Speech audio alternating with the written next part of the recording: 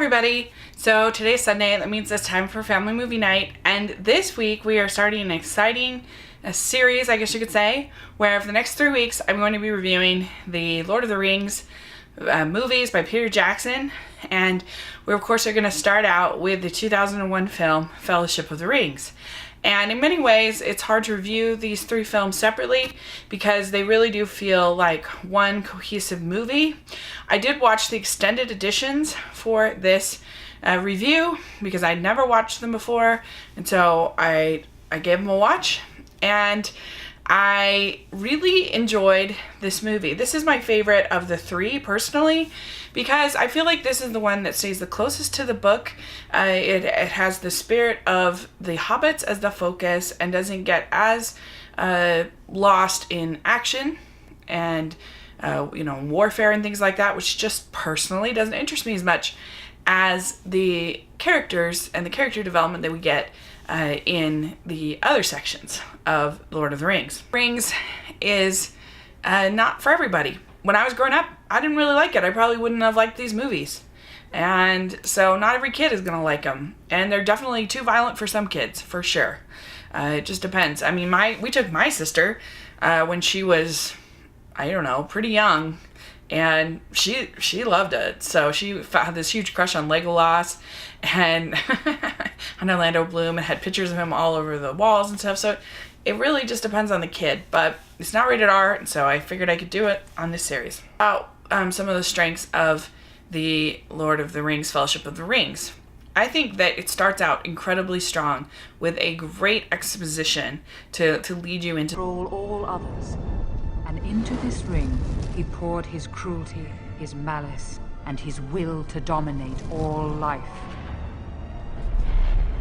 One ring to rule them all.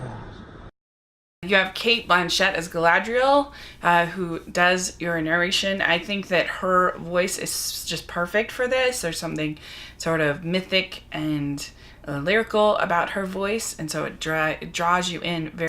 Unlike other movies, like, say, Harry Potter or something like that, those movies are set in our world, and they're just a magical version of our world. And so you don't need the same kind of sort of grounding that you need for something like Lord of the Rings, which is completely different.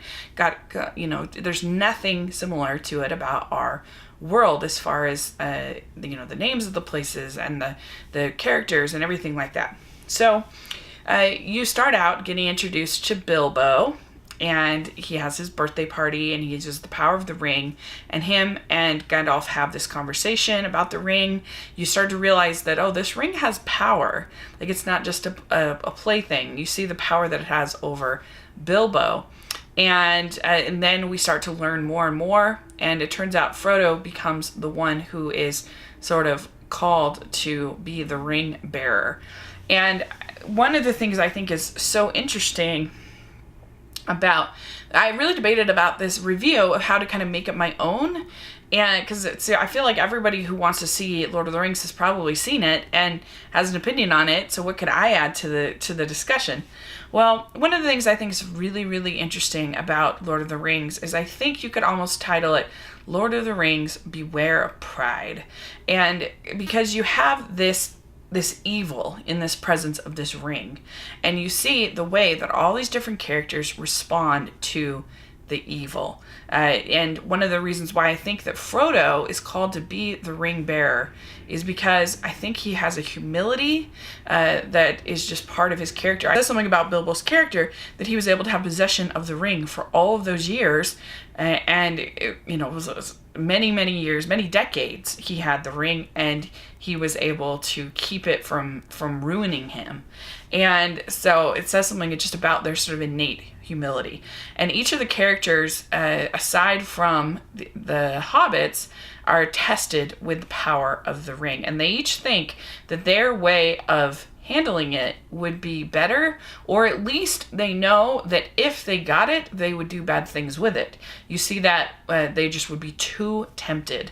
And you see that with Gandalf, you see that with Galadriel, you see that with Aragorn, that they recognize that they are not strong enough, which is a form of humility, I think, actually. And so I just think that's really, really interesting. Of course, you see that play out the most with Boromir and his character, and he wants to help his people, and he thinks this ring could be a way of leading his people, of giving them this power. And this thing about pride is putting our will and our desires above God's, and that we think we know better than the rules. We think we're stronger. And I think you see that a lot in life when people think, oh, I can watch pornography, oh, I can participate in drugs or alcohol, or that I can just dabble a little bit in these things, and they think that they're stronger than it. They think they're stronger than the evil that they have in front of them. But in reality, that's pride, and it'll get you every time. And so I think that is a big message actually in the story, and I think it's really, really interesting to see the way, as the ring bearer with Frodo, is how he starts out obedient. That's what he is. He's obedient to Gandalf, to Bilbo, to everything like that, to his calling. And in some ways, he's kind of like Moses in that way, where Moses didn't have a desire to go back to Egypt. He didn't have a desire to speak in front of people. He was very nervous about that. But it was his calling, and that was what he was supposed to do. So I think that there's some elements of that within Frodo. I wish the ring had never come to me. I wish none of this had happened. So do all who live to see such times, but that is not for them to decide. All we have to decide is what to do with the time that is given to us. Frodo, of course, has his best friend with Samwise, and Samwise makes a promise to Gandalf that he will always be with Frodo and that he will never leave him. And I just think that is just one of the most beautiful parts of the book and the movie, that his friendship, he is so incredibly loyal. And one of the things you'll see that going through the rest of the movies and the books is that Samwise actually kind of becomes the protagonist within the story, because the ring becomes stronger and stronger and stronger and makes Frodo more and more of a wounded character, where he's just holding on for dear life by the end. And you start to see that a little bit in this first movie. And you have other great characters like Aragorn, and Aragorn in this version is the son of, or is the heir of Isildur, and Isildur had the chance to destroy the ring, and his pride got in the way. He thought that he could use it better, and so he kept the ring. And so in this version is kind of separated from the rest of the humans, which are led by Boromir and his father and brother, who we meet in the next movie.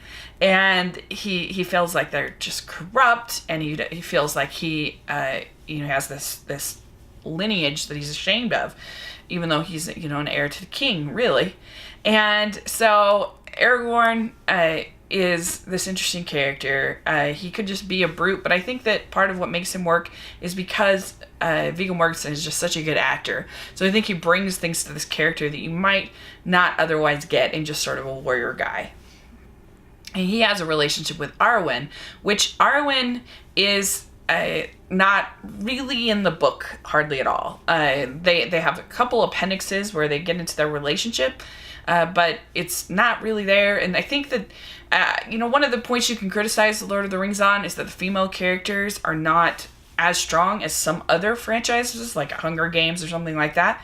But it's just a different era of writing for fantasy, so that's the way Tolkien wrote the stories, is they're more male-based, and what are you going to do?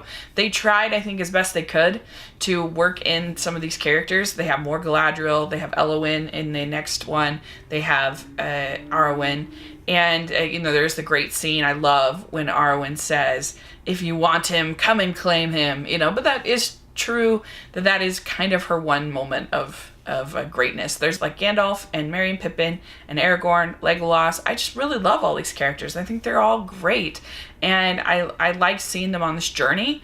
And so when the other ones, when they get a little bit heavier on the action, I'm not as, I'm just a hair lower, just a hair, because I like the characters, and I think the actors that they got were really great for all of these characters.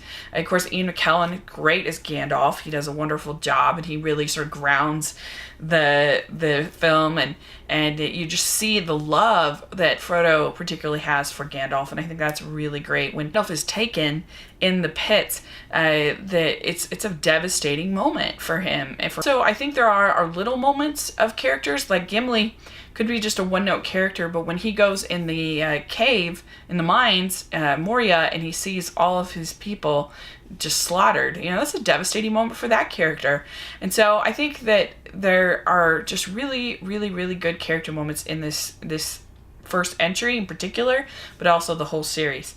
And you got to admire just the scope and epic quality. I mean, epic is a word that's thrown around a lot, but really it truly applies for these movies.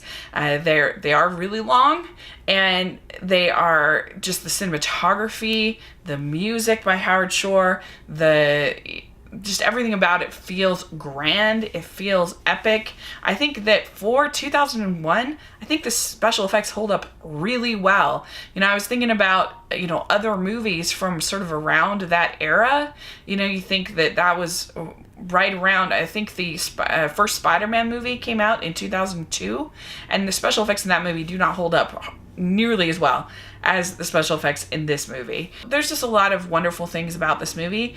It's not going to be for everybody. I think that that it's okay to have different tastes. Like, a lot of people get really upset when people don't like a popular franchise. The truth is that I don't really like the Godfather movies. I recognize that they're very well made and that they are masterpieces for their genre. I just don't like that genre.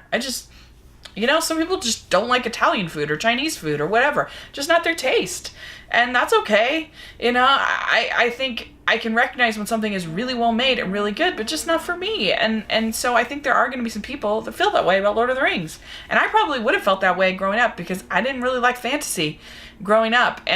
But Lord of the Rings is my mother's favorite book, and so it's definitely always had a special place in my heart, because she loves this so much. And I do think that the books are better, especially book 2 and book 3, and we'll talk more about some of the differences between the books and the movies in the next entries. This one's pretty good. The beginning is the most different as far as from the book. You have Tom Bombadil, some of the other characters. It takes a longer time, if you can believe it, a longer time for the sort of action to kind of get going, and for Frodo to get called as the ring bearer and all of that. So, and the stuff with Arwen obviously is added in. So things like that. But I definitely think that that Fellowship of the Rings deserves a A+. I love it. I think it's just a great movie, and so that's why I give it. And let me know what you think about Lord of the Rings. Where are you at on it? And particularly this first one, Fellowship of the Ring. And what do you think about that theme of pride and the way that the ring tries to sort of tempt people with their pride? What do you think about that? So thanks so much. Please subscribe to my channel, and I will talk to you later. Bye!